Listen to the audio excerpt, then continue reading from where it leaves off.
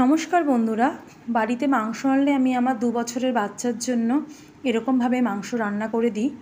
প্রথমে আমি একটা ফ্রাইং প্যানে সর্ষের তেল দিয়ে তার মধ্যে একটু জিরে ফোড়ন দিলাম, আর সবজি দিয়ে দিলাম গাজর, বিনস, আলু।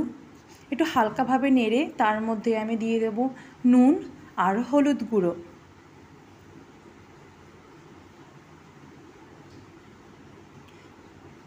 আবার একটুখানি ভালোভাবে নেড়ে নিলাম। এবারে দিয়ে দেবো হচ্ছে আদা আর জিরে বাটা, দিয়ে নাড়িয়ে এবারে মাংসের টুকরোগুলোও তার সাথে একটু নাড়িয়ে নেব।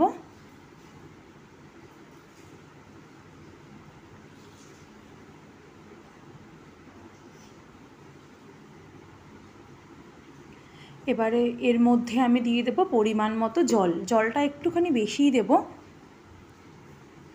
আর যেহেতু ছোটো বাচ্চা খাবে আমার, এই জন্য কোনো লঙ্কা দিলাম না, উপর থেকে একটু কাঁচা লঙ্কা একটা দিয়ে দিলাম।